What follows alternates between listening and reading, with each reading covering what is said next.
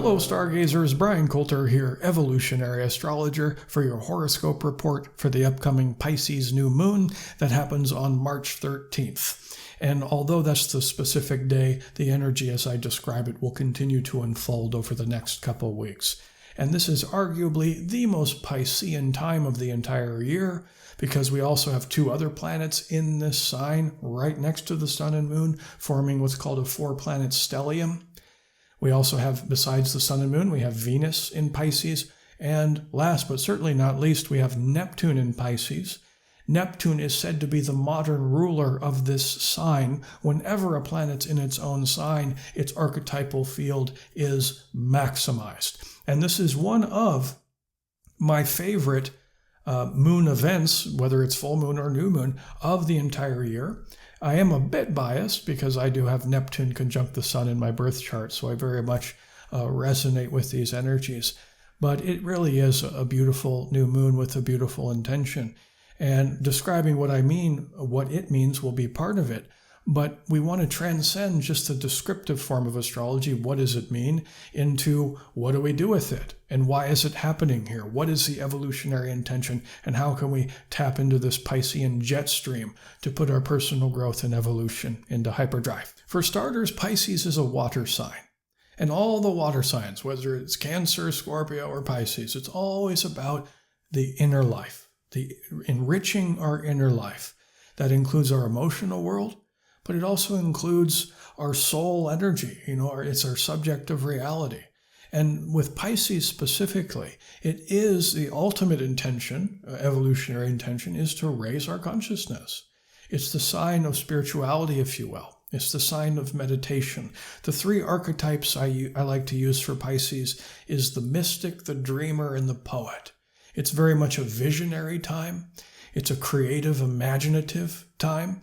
But it's also about going within and tending to the needs of your own heart and your own soul. Why? So that you can raise your consciousness. And how do you go about it? Well, through the mystic archetype, we naturally free associate to activities like meditation. And meditation, what I mean by that is not necessarily just sitting in zazen on a butt pillow for 30 minutes each day. I mean, we can meditate in the bubble bath. We can meditate out in nature as we rhythmically hike, and after about 10 or 15 minutes, the monkey mind starts to quiet and we start getting this wonderful, almost channeling information coming through our consciousness, So that's the link between the poet archetype and the mystic archetype, is in these different states of consciousness, light trance and deep trance. Creativity begins to flow through us as we become the conduit for the muse. And during new moons, it's important to point out that it's a perfect time to set new intentions, to start new projects or to plant new seeds that can continue to grow over the next month, really, but it'll continue to grow beyond that until, we hit the full moon, and then it continues to grow from there. So what new seeds do we want to plant now? Well, Piscean seeds. And it's very helpful to do that by planting our butts, by carving out a little time in our busy life to do some navel gazing, to look within, to, again, enrich our inner life. And I'll also point out, it can be rather difficult to connect with that oceanic space inside of ourselves while also trying to exist on a very chaotic environment, being planet Earth, especially the last year plus, It's been bumpy. So this makes me think of the Venus-Neptune conjunction right next to the sun and moon. Neptune represents the process of our spiritual and mystical evolution. Here it is right next to Venus, saying, okay, let's hold hands with Venus, tie that in to help us with the spiritual evolution. And Venus is the goddess of peace, the goddess of serenity. So the evolutionary intention here is to connect with that serenity, but we've been too freaked out to enter into the mystical states that we need to enter into now. So that's the challenge. That's the challenge before us as we try to plant these new seeds. Now I say we, I'm obviously generalizing here. Some will illustrate this more than others. But it's been fairly stressful. At least if we take the average medium of stress across the planet over the last year and a half, the average is way higher, needless to say. So we're trying to find that still point within ourselves, within the chaos, okay? Now, astrologically, this is a very beautiful 4-planet stellium, but, we have this ongoing Uranus-Saturn square that I've been talking about in many videos now, will continue for the rest of the year, because it's the biggest astrological event of this year, and even into the beginning of 2022, which is basically, I won't dive into it like I have been, but in a nutshell, it's the tension between basically societal restrictions and the part of us that wants to feel free, wants to feel individuated, and the tension, the friction between the two of these things, which is a major theme of this year. So that's the static, that's the noise in the background, at least a major component of it. Meanwhile, we also have the Gemini, Sagittarian, the nodes in these two signs, South Node in Sag, North Node in Gemini. And these nodes of the moon are actually forming a square aspect to the 4-planet stellium, the new moon, okay? It's a bit loose. It's maybe 7 or 8 degrees, which is a wide square, but it's still a square, okay? So it's hard to find that still point as we're really in the crosshairs of this nodal axis, which is speaking basically, we add more noise, more static, dark side Sagittarius. The world is drunk on religion, and I don't necessarily mean about God. It's just, fixed set of ideologies and belief systems. I've been saying that a lot, okay? So being fervent in almost a fanatical way about what we believe. And I'm seeing this, as many of you are, most obviously in politics, where teams are pitted against other teams and becoming fanatical, becoming tense and crazed about what we believe, and really shouting our belief systems at other people who have belief systems that are completely different. And of course, they're feeding off of each other, creating this, as I've been saying, fanaticism about what we're supposed to think, act, feel, and believe. That's dark side Sagittarius. I'm not saying everybody's doing that, but we're seeing that in a very pronounced way, because the evolutionary intention for the collective, as the nodes transit through these signs, is to grow beyond dark side Sag into higher octave expression of Gemini, which is basically to have an open mind. It's about information. It's about truth, finding the truth amidst the chaos of fanatical ideas, okay? And the best way to find the truth now is the truth within through meditative states. The caveat or the kicker here is if you can relax, if you can find that more Venusian, let's say, inner peace, inner serenity. Now, during this new moon, actually doing this sort of ceremonial meditation, setting the intention that I'm going to plant this new seed deep in my relationship to my own soul, which is a precious activity, of course, okay? We ask ourselves, okay, what kind of meditation techniques would really work well with these set of symbols? Well, we circle right back to Venus. Meditating directly on peace, peace within, meditating on world peace, meditating on beauty, because Venus is the goddess of attraction, the goddess of love. Venus is one of the most beautiful things you'll ever see in the sky. So meditation on beauty, doing a meditation where you're imagining you're out in some beautiful place in nature and adding as much vivid imagination, Piscean imagination as you possibly can. Feel that peacefulness suffuse with every cell within your body. There's a beautiful meditation technique I really love, which is utterly Venusian, which helps to strengthen what I call 2 of the 5 mystic muscles, which I'll be teaching a lot about pretty soon here, which is observation and visualization, where you take a red rose, a physical red rose, and you put it in your hands, and before your meditation, you just look at it, you connect with it, with your eyes open, and you observe with as much concentration as you possibly can observe the rose in its totality and its beauty. It's like, oh my God, what sort of creative force is in this meaningful universe creating this beautiful rose? What a creation. And you just feel the velvety red petals and the waxy stem. Try not to poke yourself on the thorns, and see all the veins in the leaves, and see how the leaves wrap around each other. It's just like the awe of creation, meditation, Neptune, upon beauty, Venus. And then after about 5 minutes or so, taking in this rose as much as you possibly can, set the rose down, close your eyes, and relax. Just focus on your breathing, get into that meditative state, and then re-visualize the rose in your mind with as much detail as you possibly can. And again, for about 5 minutes, visualize this beautiful red rose in your mind. And it might be hard. Some people visualize better than others, but for many of us, it's challenging because it's a psychic muscle that we really need to strengthen. But visualization is a powerful technique. And you're creating this red rose in your mind, which, in turn creates this peacefulness within yourself. And after about 5 minutes of doing that, visualize somebody else, somebody in your life that could really use this red rose.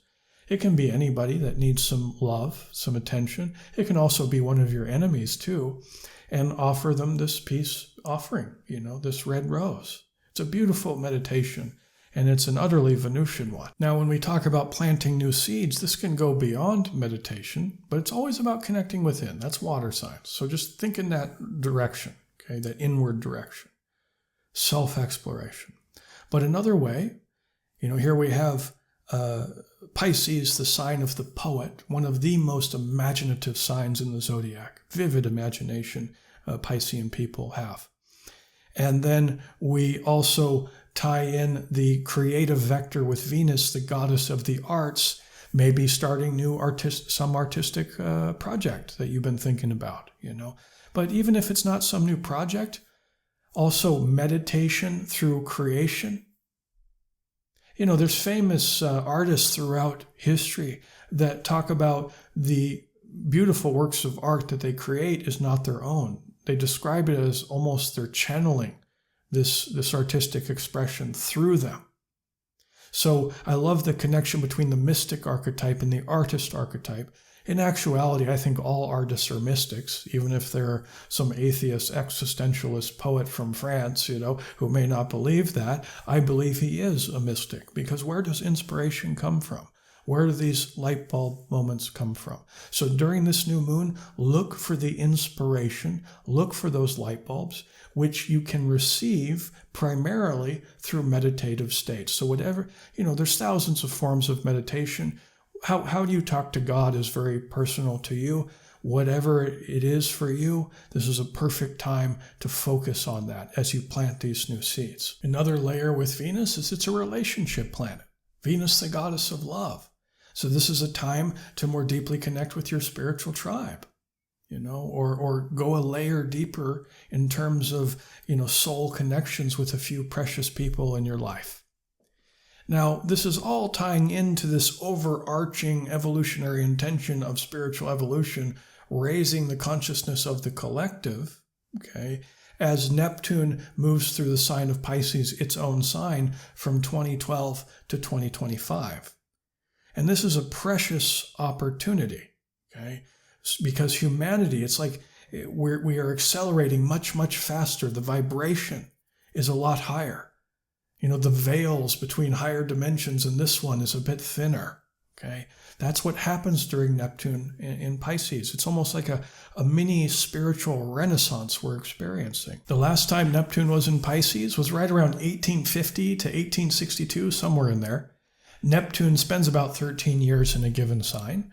Then we did have another little mini spiritual renaissance where collective consciousness rose a little bit, As the veil between dimensions was thinning during that period of time, channeling and mediumship became very popular. So did spiritualism and the offshoot of that, Spiritism, where Allan Kardec wrote the book, the Spirits book. I have it written right here. Okay, it's a very fascinating book where he basically had conversations, him and a group of people, he wasn't alone, had managed to have conversations with a spirit on the fourth dimension or maybe even higher, and brought through information and then put that into book form.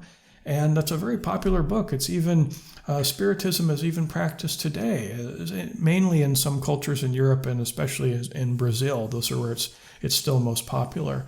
But it's influenced and changed the lives of many, many people since then. And even beyond that, in India, we have Sri Guru Babaji, which is kind of this avatar, very evolved being, enlightened being that supposedly lives in the Himalayas and has for hundreds and hundreds of years, has the ability to materialize himself in human form and then dematerialize himself when he needs to pass on critical messages.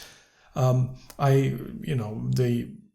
my perspective, not knowing so much about that culture and Babaji, other than knowing he's a very powerful being, I kind of put him on par with Jesus. Some would disagree with me. Even some say that Jesus was a disciple of Babaji. I don't know that for certain, but I do know that Jesus, when he was younger, he did travel and study with cultures and spiritual teachers from around the world. When he did extensive traveling with his father, it very well could be that he studied with Babaji. But he's a very powerful being, and he materialized himself in 1861, right at the very end of Neptune being in Pisces, and he passed off to one of his disciples. He initiated this guy, who became a very famous guru, to spread the teachings of Kriya Yoga, which had been hidden for many, many centuries. And now, while Neptune was in Pisces, Babaji says, now's the time to share this with humanity. We need it now. And of the meditation techniques I practiced out of India, Kriya Yoga is one of the more potent ones. If you learn it from the right teacher, that's really key. But that has Kriya Yoga, among other forms of yogas out of India, have positively affected the lives of millions of people. So we're still feeling that spiritual mini renaissance then to this very day now.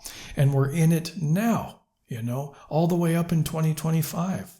And we're seeing interest in spirituality and metaphysics and quantum physics continuing to grow during this period of time. As we're raising our consciousness, interest in meditation has increased, even amongst crowds that aren't really consider themselves spiritual people, whether they're atheists or agnostic. They've embraced and popularized meditation because it's been scientifically proven to have a very long list of benefits. Reducing stress, balancing the energy of the brain and how our brain operates.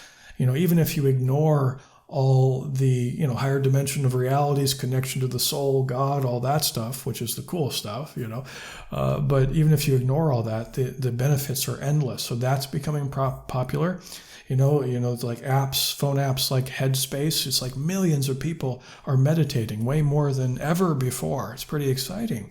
Even interest in things like astrology has increased. We're in this boom period where it's more widely accepted by a much bigger audience now, which is pretty cool if you happen to have a astrology YouTube channel. It's like all us astrologers out here are really feeling our audiences grow way more than we ever saw before. And there's something else we need to take into account while Neptune is in Pisces for these 13 years, is that all the babies being born during this time have Neptune in Pisces, which that means they'll be manifesting this archetypal field in their life, some in a more evolved way than others. We'll talk a little bit about the shadow in a bit here, okay?